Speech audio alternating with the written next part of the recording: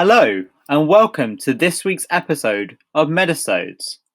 Now, we haven't talked about COVID in a while, so we thought it was important to catch up on what's going on with it. So, today we're going to be talking about COVID variants, especially Omicron.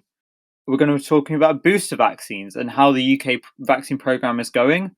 We're going to talk about some drugs that have been developed for COVID-19, and also looking abroad to some of how other countries are faring with COVID. So let's start with the news that's been dominating over the last week, Omicron. So Omicron is a new variant of COVID-19, and it's thought that it's circulating in the community at the moment in the UK. We're recording this on Monday, and so far there's been 336 cases so far in the UK. But I expect by the time that this video comes out, there'll be many, many more. Luckily, it seems that Omicron leads to less severe symptoms than the existing Delta variant that is currently the most prevalent in the UK. But however, it's important that we take precautions.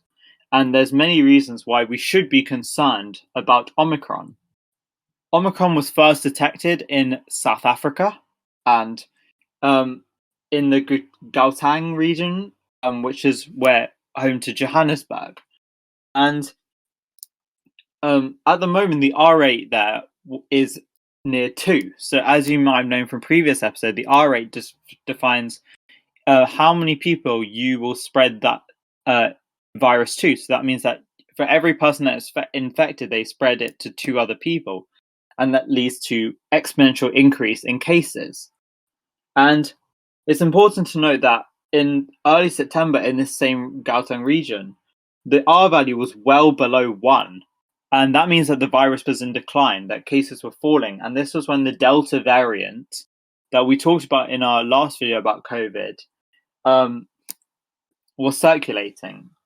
And although there's not been much research given how recently it's been discovered, it's been estimated that the Omicron variant could be between 3 and 6 times more likely to infect people compared to the Delta variant, which is most common around the world. So if we look at the Omicron variant, why is it so concerning? So on the 26th of November 2021, the WHO assigned the variant B.1.1.529 a variant of concern. And that's because Omicron has several mutations on it. And that's due to, on both the spike protein, there are over 30 different mutations identified on the spike protein, as well as over 50 in total in other places. And it's not known yet whether it's more transmissible or whether it's more dangerous in terms of risk of death. But we have seen cases in South Africa increasing, as I mentioned before, with the R value. And it's important to note that all variants of COVID can cause death, especially in vulnerable people. And what we find in Omicron is that there's increased risk of reinfection, which wasn't found in previous ones. And that's to do with Omicron becoming resistant to your body's natural antibodies. So as Adrian will explain later, the whole point of your body's immune response in terms of vaccination or whether you're infected with COVID-19, after that happens, you develop antibodies to that virus. However, due to the changes in the spike protein in Omicron, it's able to evade these responses from the antibodies. However, currently it's expected that current vaccines will still remain effective, especially against severe infection and hospitalization. And we've seen this with many previous variants, that there's only a slight decrease in its effectiveness, and it's highly unlikely that vaccines will become totally ineffective. And luckily, PCR tests are able to detect the hallmarks of Omicron, and it has so that it can be differentiated from the Delta variant, which is the most common in the UK.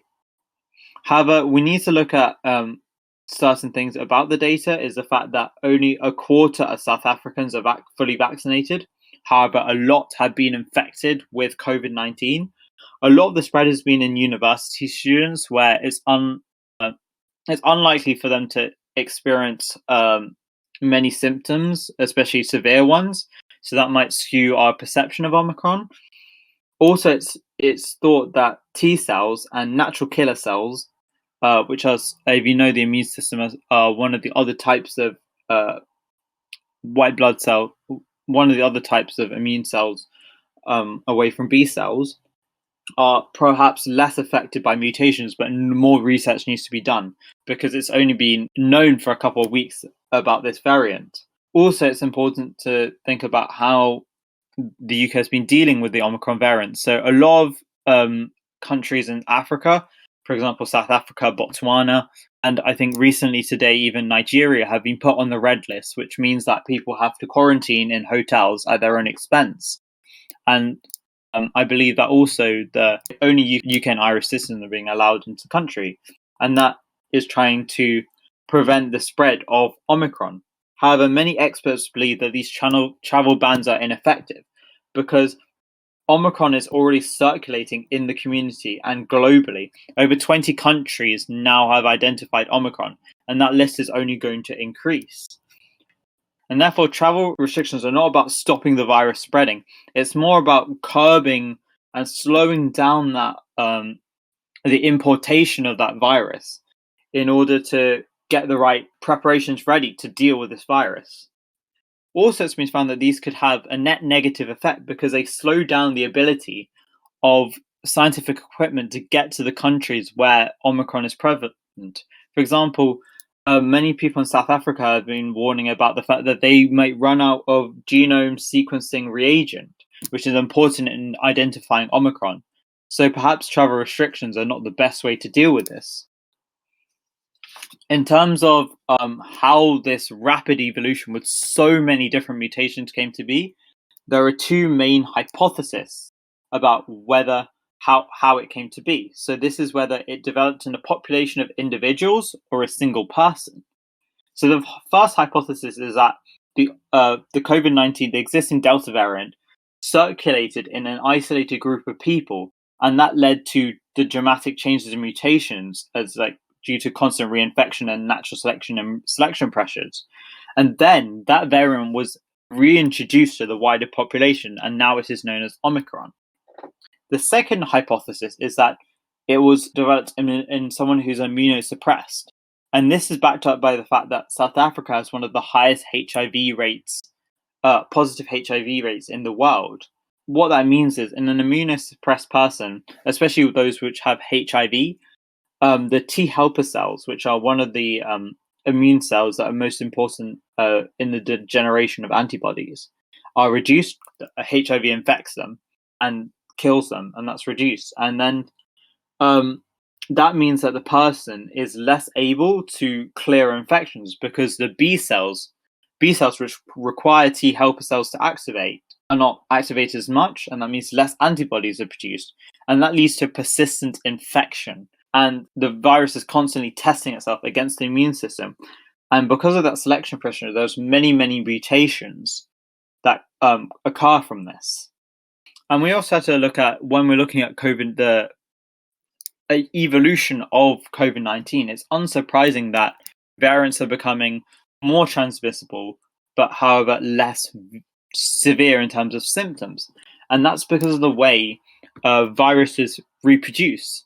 So the virus because the virus cannot reproduce itself, it requires its host to supply the reproductionary machinery, such as ribosomes and nucleotides and stuff like that. So therefore, it's in the virus's interest to keep its host alive in order to reproduce itself as much as possible. But it also wants to be as virulent as possible in order to infect as many people as possible. So that might be, that's the evolutionary perspective, why we're seeing so many variants and what effect they're having. So we know that variants are a concern, and we know that the best strategy to eliminate COVID, or at least reduce its spread, is through vaccination. So Adrian now is going to talk about booster vaccines. So, before I go on to discuss booster vaccines, vaccination, and their role in controlling the COVID-19 pandemic, I'm just going to elaborate on Shrey's point on the evolutionary history of mutations, because they're crucial in understanding the role of booster vaccines and the future of vaccination. So, I'll discuss the mechanism by which COVID-19 replicates. It's inevitable that there's some error in DNA replication, or some other part of the division process. To understand better how viruses mutate, I'm going to go through the basic mechanism of the SARS-CoV-2 virus replication. Coronaviruses are large enveloped RNA viruses that cause severe acute respiratory syndrome, SARS, with a large RNA genome. These viruses use RNA-dependent RNA synthesis to generate mRNA, which is transcribed by the host cell. Initially, a coronavirus will bind to a receptor in the plasma membrane, specifically the CEA-CAM1 receptor, which opens up the cell and allows for the coronavirus RNA to be injected into the host cell, in a process similar to endocytosis. The protein surrounding the RNA is removed, and the RNA is released into the host cell cytoplasm. This genomic strand of RNA is a sense strand of the RNA, and is commonly denoted as RNA positive. This RNA is approximately 30,000 nucleotides long, which is very short in relative to human DNA. This RNA is translated by the cell's ribosomes, in the same way that proteins are synthesized, and this produces two very large proteins, polyprotein 1A and 1AB, utilizing frame shifting. This is when transcription of RNA shifts from the open reading frame 1A to open reading frame 1B on the mRNA strand, midway through translation, which creates a hybrid of proteins 1A and 1B, and hence the polyprotein 1AB. But this shift does not happen with every translation, and in these cases, the polyprotein 1A is produced. These two proteins combine with the sense strand of coronavirus RNA to cause this RNA to replicate, forming an RNA antisense strand, or RNA negative. This strand can either be replicated back into the sense strand RNA that the coronavirus originally injected into the host cell, or it can be transcribed into several other different mRNA strands that all code for different parts of the coronavirus. Translating all these different mRNA strands gives the proteins necessary to make the virus, which combine with the original coronavirus RNA that was replicated, in order to form the complete coronavirus, which is released from the cell by exocytosis.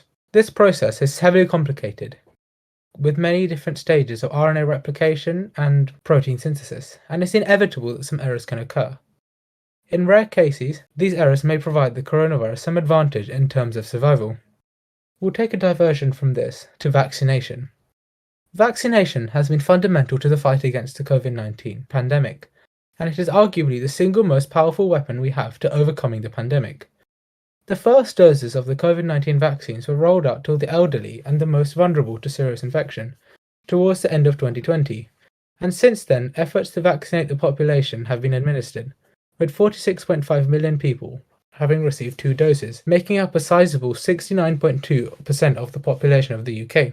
So, the Pfizer and Mrna vaccines are both mRNA vaccines, which means that, unlike traditional vaccines that inject inactive pathogen or a fragment of a pathogen, they inject a strand of mRNA. This mRNA is produced specifically such that, when the mRNA moves from the bloodstream into the cells produce a viral protein that is responsible for recognition. This protein is processed and packaged at the Golgi apparatus, and released from the cell in the usual manner by exocytosis. These proteins are then identified as foreign by the immune system, and it is the response of the specific immune system that is of particular focus here. A macrophage engulfs this viral protein by phagocytosis, and inside the cell, everything apart from the antigen is digested by enzymes, and antigens are transported to the outer cell membrane to make the cell an antigen-presenting cell, or APC. T helper cells bind to the APC and divide into both T memory and active T helper cells. B cells also become an APC in a similar process to the macrophage, but without the digestion, and these B cell APCs stimulate other B cells in combination with the active T helper cells, and divide into B effector and B memory cells. The B effector cells produce the antibodies that help to quickly identify pathogens and allow for swift phagocytosis. However, it is the memory cells that are of particular interest here. These memory cells remain in the bloodstream even after the pathogen has been completely removed from the body. Upon reinfection, these memory cells can instantly activate and differentiate into active T helper cells and B effector cells, which allows for rapid antibody production, thus preventing the risk of infection, or allowing for the infection to be dealt with quickly. The advantage of using mRNA vaccines over traditional vaccines is that they are quicker to produce, which was an essential factor to helping control the COVID-19 pandemic. But mutations and variants cause a significant issue with this process. If the SARS-CoV-2 virus mutates such that the antigen protein changes significantly from that which the mRNA in vaccines code for, it means that the body will not be able to recognize these mutated antigens from the exposure to the vaccine, which means that the vaccines may be less effective against new variants of SARS-CoV-2. Usually, mutations are small and slow, which means that there will be some degree of effectiveness of the vaccines, but they may be relatively less effective in comparison to the strains for which they were developed. Vaccinations can be modified such that they accommodate for these new strains of the virus, and these can be administered in booster shots. And this is a potential for booster shots in the future, especially as new variants continue to emerge and continue to differentiate themselves from the original COVID-19 virus first identified in 2019. However, this is not the current focus of booster jabs that are being rolled out in the UK today. Today, the vaccines that are being administered as boosters are largely the same as the original doses that were first given in late 2020. This is because the aforementioned memory cells do not last forever in the bloodstream, and dwindling numbers reduces the strength of immunity that the person has against infection. This means that, over time, immunity decreases, which means that booster jabs are given in order to raise counts of memory cells again and restore immunity to previous levels, or better than before. And this is especially important in the winter, where infectious diseases spread more easily from person to person, due to virus behavior and people spending more time indoors. This increased risk of spread in the winter prompts booster jabs. The booster jab is currently available on the NHS for people at most risk from COVID-19, who have had a second dose from at least 6 months ago. This includes people aged 40 and over, frontline healthcare and social workers, people aged 16 or over with a serious condition that increases their vulnerability, and people aged 16 or over who live with someone who is more vulnerable to COVID-19. As of 2nd of December 2021, a total of 19.4 million people have had their booster or third doses in the UK. In the light of the new Omicron variant that Shrey mentioned earlier on in the episode, the booster program is soon to be expanded to everyone aged 18 and above, as well as halving the gap between doses to protect people more quickly. Ultimately, the booster vaccine is crucial in making sure that people who are vaccinated maintain the immunity that they already have. And going forward, booster vaccines play a crucial role in ensuring that we can come out of the pandemic safely. These booster vaccines are not unlike the annual flu vaccine. The annual flu vaccine is adapted for new variants of the flu virus, and people take it every year to make sure they're protected for the winter. It could be a similar thing with COVID-19 for the near future, where people take an annual vaccine to ensure that they're covered for any new variants that emerge. So now that I've talked about booster jabs in the UK, I'll now hand over to Surya, who will be talking about drugs for COVID-19. Vaccines have transformed the pandemic, but there is still a huge need for drugs which can treat COVID-19. Immunity from vaccines can wane over time, and access is still a major problem around the world. Also, new variants emphasize the possible need for a backup. There are now many drugs that target the virus or our body in different ways. Anti-inflammatory drugs that stop our immune system overreacting with deadly consequences. Antiviral drugs that make it harder for the coronavirus to replicate inside the body, and antibody therapies that mimic our own immune system to attack the virus. So let's start off by looking at the anti-inflammatory drugs. When you catch COVID-19, your body releases a flood of chemicals to warn you that you're under attack, and this chemical alarm is called inflammation, and this is vital for activating your immune system to fight COVID. But if you don't get rid of the virus quickly, then inflammation can spiral out of control and eventually damage vital organs, such as your lungs. It's this excessive inflammation that leads to death. An anti-inflammatory steroid that already existed before COVID-19, which is dexamethasone, was the first drug proved to save the lives of people with COVID.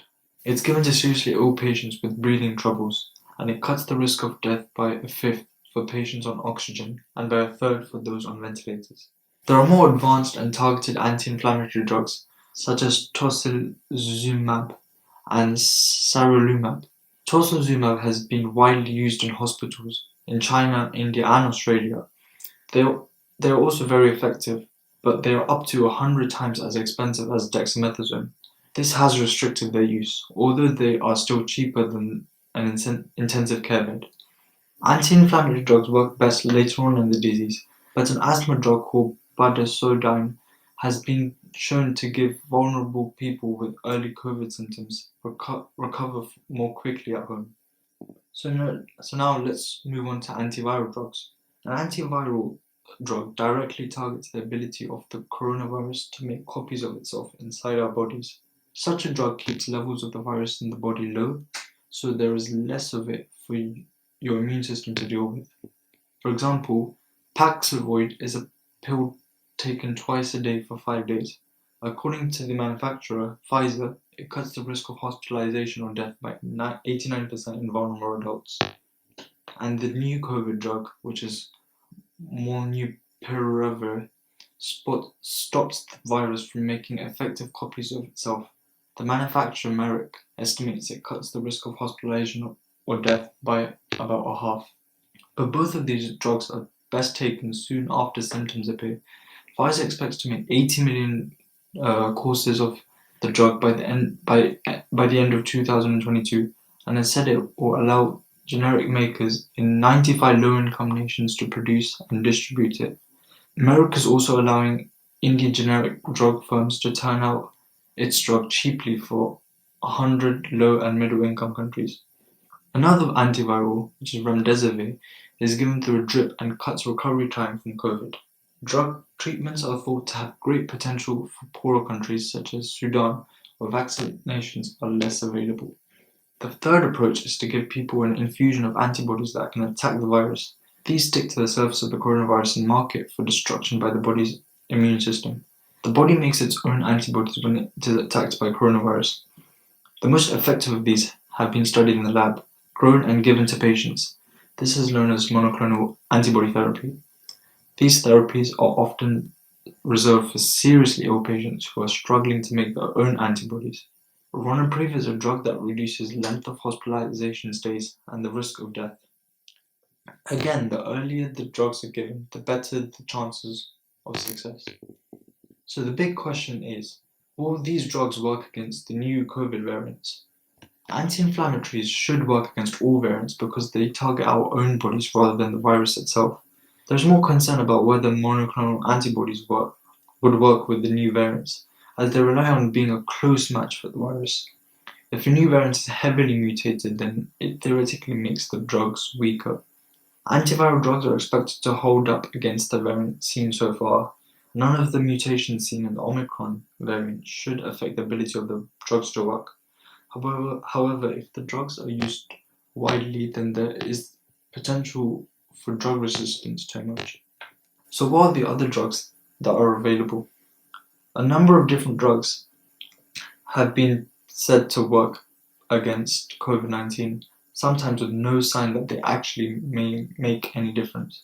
For example, taking antibodies from survivors' blood, known as convalescent plasma therapy, was a popular treatment, but has not reduced deaths statistically. There was also speculation that drugs used to treat malaria and HIV might work, but this has not turned out to show anything. Let me do that again.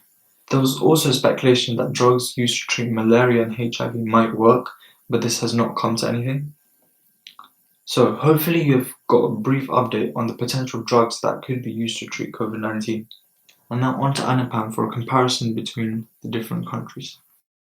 So, since we last covered coronavirus all the way back in May on this channel, a lot of things have changed globally in terms of the situation of the pandemic across different countries. So now we're going to take a quick look at countries all over the world and how they've dealt with the coronavirus over the past 6 months. Let's look at Australia first. For a long time, Australia, along with New Zealand, were pretty isolated from the rest of the world and thus had quite low cases. Although Australia, compared to New Zealand, was hit with quite a few outbreaks and breakouts of the. Although Australia, compared to New Zealand, was hit with quite a few outbreaks of the virus, especially in the territories of New South Wales and Victoria. However, during the past few months, Australia has been faring quite well, despite the breaking of their special zone with New Zealand and their travel bubble arrangements, which were broken in 24th of February. Later on in the year, measures came into effect on the 3rd of May and were remained in force to the 15th of May, where citizens from India were all banned from entering Australia from any route. Further travel bans were imposed on other countries due to the cases rising across Southeast Asia. The Delta variant was particularly severe in Australia, where multiple outbreaks were witnessed on the 26th of June, which caused New Zealand travel to be paused until the 30th of June. Later on, the National Cabinet of Australia decided that the number of airline passengers allowed would be capped at 3,035, half of what it was before. Later, state governments also advocated a large decrease in incoming passenger numbers because of the Delta COVID variant. States then received passengers thus: Sydney is allowed 1,505 passengers, Perth 265, Adelaide 265, Melbourne 500, and Brisbane 500, with an additional 150 surge capacity. These restrictions remain in place until now. Now let's head over to Germany. Germany has had a pretty fluctuating history with the coronavirus this year, with cases going both up and down across Europe. Especially recently, Germany has seen a huge rise in cases. The cause of this is undetermined, but many suggest that because Germany had such harsh lockdowns early on, there was less natural immunity among the population, which then has come back to bite them in the rising cases across the past few months. This mimics what is seen across the rest of Europe, and is a theory as to why the United Kingdom isn't seeing a similar spike in cases, as it had cases at relatively high levels across the entire pandemic. As time has gone on, especially from the 23rd of August, new rules have been in place in Germany. For example, the so-called 3G rule gave those who were vaccinated, had recovered, or had a negative test result no older than 24 hours, freedom to move about. Free coronavirus testing ended on the 10th of October, a measure seen as intensifying pressure to revitalize the vaccination campaign. From mid-October, as the infection started to rise, as I spoke about earlier, the health system pushed to increase their intensive bed capacity, meaning it wasn't stretched to the limits during the peak of its third wave. However, Germany still sees problems with vaccination numbers, and the health minister spoke of a massive pandemic of the unvaccinated people. Currently, as of 25th of November 2021, 68.1% of the total German population have completed their vaccination program, but there is considerable variation across the states. Now let's move on to India, a country which has seen huge changes in the number of cases across the nation. India's vaccination program only began on the 16th of January in 2021, but across the year the vaccination numbers have increased rapidly. By May, when we did our last video, the number of cases had begun to drop, and its lowest daily increase was recorded since the 13th of April on the 25th of May. However, mortality rates do remain high. By the 24th of May, there had been over 300,000 deaths attributed to COVID-19. Furthermore, in May 2021, two new variants were found in India, Delta and Kappa. On the 25th of August, it was noted that India may be entering a stage of endemicity, where there's low-level transmission or moderate-level transmission going on, and that India may have to learn to live with the virus. Further on the 4th of October, there was some international tensions after India announced a mandatory 10-day quarantine on travellers from the United Kingdom, after the UK put similar restrictions on India's travellers because they did not recognise India's vaccine certificate. On the 8th of October, the UK opened up their restrictions on travellers, including India, but India are yet to respond with the same. Now we move on to South Africa, a country that has received a lot of attention due to the number of variants that have originated from this region. By the 1st of May 2021 in South Africa, there were 157,542 deaths of persons older than 1 year from natural causes since the start of the pandemic, with up to 95% of these attributable to COVID-19, and the other 15 due to the overwhelming of health services caused by the pandemic. On the 30th of May, the President of South Africa announced, due to a surge in COVID infections, that the tightening of restrictions would go from lockdown level 1 to 2. Later on in June, the president announced that the country was moved to alert level 3 due to the third wave that struck in this month. And on the 27th of June, he announced the tightening of restrictions would move to a level 4. This continued well into July and August, with the highly mutated C12 lineage variant being reported to be of potential interest in August. By September, however, restrictions went back down to a level 2, which took effect on the 13th of September. And then in October, restrictions were moved to alert level 1. In November, as Shrey spoke about recently, the Omicron variant was announced, found in South Africa, and this prompted several countries to announce travel bans. Australia, Canada, France, Germany, Hungary, Indonesia, Singapore, South Korea, the UK, the United States, Thailand, and Sri Lanka, just to name a few. On the 28th of November 2021, the president readdressed the nation, but stated that there would be no immediate change in the alert level because of the variant. He also asked countries that impose travel bans on South Africa to reverse their decision. This has been stated as controversial, even though he cited very legitimate causes, such as vaccine inequality, as the reasons for the rising cases in South Africa. Finally, let's talk about the United States, probably the country with the most cases in the world, and the country that has had probably the biggest effect due to coronavirus. On the 4th of May, Biden announced that he had a new goal of 70% of all adults to having received at least one COVID vaccine shot by July. Although ultimately they didn't reach that goal, with only 67% having done so by July 4th. On May the 6th, the death toll in the United States was estimated at 900,000 people. By June, COVID-19 cases had begun to rise across the United States, especially in states such as Arkansas, Nevada, Missouri, and Wyoming, which were all believed to be attributable to the Delta variant. And by July 7th, that variant had surpassed the Alpha variant to become the dominant COVID-19 strain in the United States. And by August, it accounted for 99% of all cases.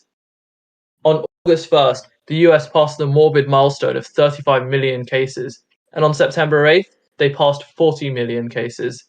By September 15th, 1 in every 500 Americans had died from COVID-19.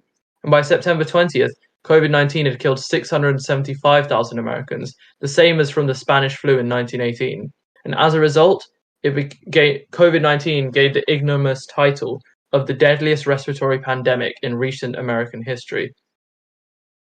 On October the 18th, the US passed 45 million cases, and then on November 26th, the latest announcement from the US government is that they have restricted travel from South Africa and 7 other countries due to concerns over Omicron. However, data about Omicron spread across the United States and whether it will overtake the Delta variant as the primary variant located there is yet to be seen.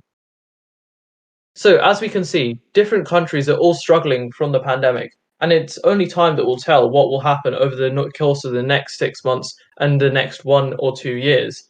After all that, I'll hand back to Shrey. Thank you. So after listening to all that information, there are a couple of questions that come up. For example, should booster vaccines be given to older people at risk when children haven't been vaccinated and when vaccine inequality between countries is also a big issue that has actually led to the spread of Omicron? So again, this is a very debatable topic. Each side has arguments for and against it. The arguments for giving it to those who are elderly and more vulnerable is that if they do get infected, they're more likely to have severe symptoms and need hospital treatment, and that's what the ultimate aim of vaccination is. We don't want to overwhelm the NHS and hospital facilities, and we also want to prevent deaths, and it's in these groups that most people are likely to die from COVID-19, unfortunately. Of course, children are important and they need to be vaccinated, but it's also true that they're going to have symptoms that are less severe, which means that they're going to be less at risk of death and severe treatment options. So I feel that giving the vaccine to the older and more vulnerable people first is a good decision on the part of the government in an attempt to try and save as many people and to prevent hospital facilities from being overwhelmed. And kind of extending from that, should vaccination be mandatory, or perhaps do we need to have restrictions. For example, Austria has gone into a lockdown now, but only for unvaccinated people.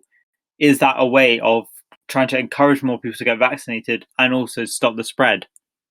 I definitely think that vaccine distribution is a contentious topic, especially because since it's pharmaceutical companies that control the distribution, and these countries aren't necessarily beholden to any one nation, it raises the question of how they distribute them and whether the countries with the highest purchasing power really deserve to get the vaccines first. Personally, I think that countries should get vaccines on a decided system, maybe organized by an international organization, such as the World Health Organization or the United Nations, because this would make it a lot fairer for countries that don't have the same purchasing power as, say, the United States or the United Kingdom to access vaccines. Yes, I definitely agree with that. I think the WHO might have a really good role to play within this through COVAX that we talked about in our first ever episode. But what I was trying to get at is, should vaccination in the UK be mandatory, or should we have restrictions for people who are unvaccinated? So the argument for and against mandating vaccines is quite ethical because it's about patient autonomy, because patients always have the choice to choose whether they choose a treatment. But we also must consider the risks that they pose to other people if they do choose to be unvaccinated. So again, it's a balance between the two. In cases of places such as concerts, then a vaccination mandate would be effective in terms of reducing the spread, but it also would limit the choices of people who haven't been vaccinated and effectively pressurize them into being vaccinated. And again, if they don't want to, they should have the choice to choose. So I would argue that mandating vaccinations is a bad thing in terms of patient autonomy. We should always prioritize the fact that patients have the right to choose, even if, in terms of a doctor's perspective, it's not the best option. So to perhaps avoid this and ensure safety in large venues such as concerts, I agree with the current systems that are being put in place, which are either proof of vaccination or a negative LFT test in the last few days. That places more measures to ensure that those who are unvaccinated are less at risk of transmitting COVID-19. Thank you all for listening to this week's episode of Medisodes. I hope you learned a lot about Omicron, booster vaccines, COVID drugs, and the global situation of COVID. COVID is a global pandemic that we probably are going to have to live with for many years to come, and it's important to keep up to date with it, even if perhaps we're getting tired of it. And with all that being said, thank you for listening, and tune in next week for another great episode.